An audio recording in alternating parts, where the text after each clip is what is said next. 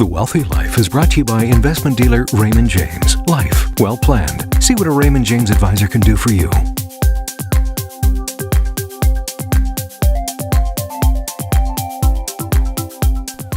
Imagine you're a busy mom in a blended family with 6 kids and a dog. You can barely make ends meet month to month. How do you get ahead?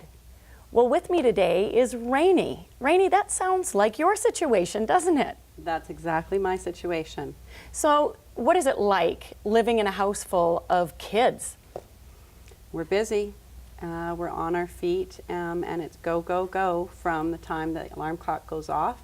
But we love our life, we love our children, and yeah, it's just what we're doing, and day by day goes by, and it just gets better and better. I imagine that it's pretty expensive running a household with that many people in it. It really is. We've got 3 boys, and they're all doing sports, and so huge parts of our income goes towards things like that. And our girls as well, they do their sports as well. So yeah, we find it hard to figure out ways to, be able to do trips or, holidays, things like that. But we figure it out, somehow we sort of find a way to make it happen. And I guess you wanted to talk about buying an investment property was one of the ways that you might be able to get ahead. What is it that really appeals to you about buying an investment property?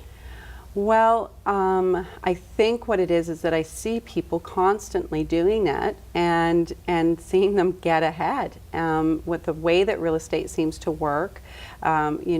They buy something, they fix it up, and they're walking away with $50,000, $70,000, $80,000 in their pocket. And that's not necessarily something that we would have time to do, but in terms of investing and looking at sort of a long range plan, does that make sense for us? So you're seeing the dollar signs are starting to appear there, and you're thinking, wow, maybe this is an opportunity for us to actually do something to get ahead. Exactly. Now, do you have a specific property in mind and a specific question for me today? Yeah, so I actually found a pretty nice piece of property that's in a great location, and the price seems pretty good. It has 2 separate dwellings out of it, so it'll bring in some income. So, I think it looks like a good buy. It really is going to come down to, for us, does that make sense for us? So that's your question for me, is does this property make sense? Yes, exactly.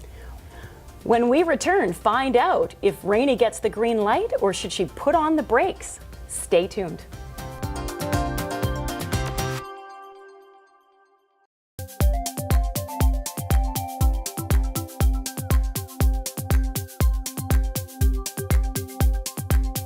Welcome back. We're here with busy mom, Rainey, trying to figure out if she should go ahead with this investment property or not. Rainey, tell me a little bit more about this property that you're looking at. Okay, well, I know all about the location thing. So I think in terms of this location that it's at, it's in a family suburb.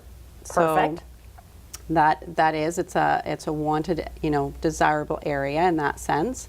It is around schools, some good schools, and it's around a university. So you've also got students coming in and out of university that could also be, work within renting and things like that. So Sounds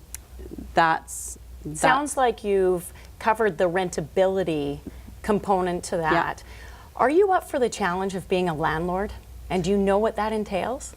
Yeah, I think, in terms of being able to, be personable with people, I like that kind of stuff, I like being able to, figure that stuff out. So it's not a concern for you? No. How about maintenance? Are you the one that's going to go in there and fix the toilets? You know what? that's not my job, but that's going to be my husband's job. So we've kind of made a deal that he's Perfect. going to take that part on, and I'm going to do sort of the numbers. So you're going to do the fun part and he gets to Yeah, do the dirty that's work. right. Okay, that sounds good. I just want to make sure you've thought that part through, because a lot of people underestimate the amount of work. They get so caught up on the financials and they forget about the rest. And it's never easy making money, but you put in a little bit work and the rewards are fantastic. So that's great. I want to get into the numbers. So I'm getting my pen out here. What's the price of this home? So this home is $600,000. It's listed at.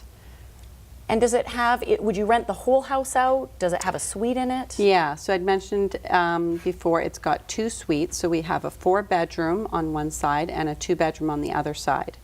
So I'm sort of thinking that the 4-bedroom could go for $2,000 and the 2-bedroom would go for, say, $1,000. Oh. And I'm kind of thinking that's on the low end in case things change and maybe rental isn't as easy, to rent out your places. So I'm going on the low end of that. Okay, so you want to make sure that your place is always booked and doesn't sit there vacant. Exactly. Because that can be a huge cost and It an is. unexpected surprise. Do you know what the property taxes are? They're about $3,000.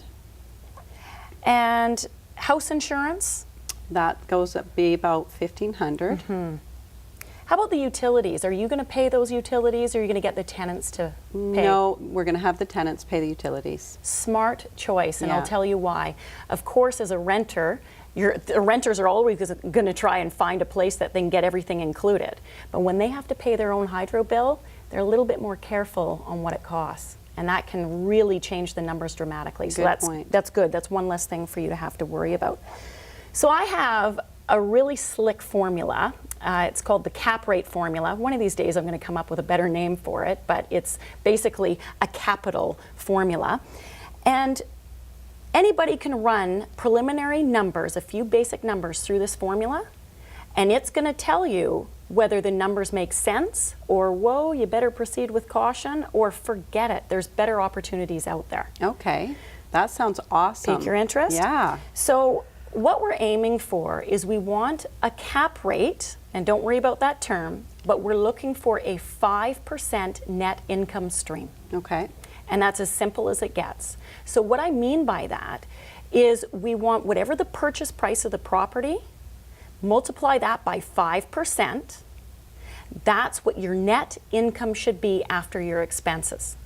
So in this case, you have a $600,000 purchase price. 5% of that is $30,000.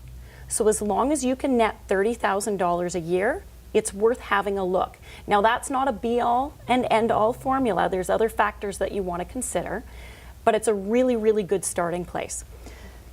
So based on what you've told me, you've got property taxes of $3,000. Right. You've got insurance of $1,500. Yeah. So that's $4,500. Mm-hmm. You've got income of $36,000 a year. Mm-hmm. So your net difference is $31,500. That's over the $30,000 that we were aiming for. So right off the get-go, I'm saying this is worth looking at. Okay. We should dig in a little deeper. Okay. Now, there's a few other things that you need to keep in mind. You want to make sure you have a reserve for other unexpected maintenance costs.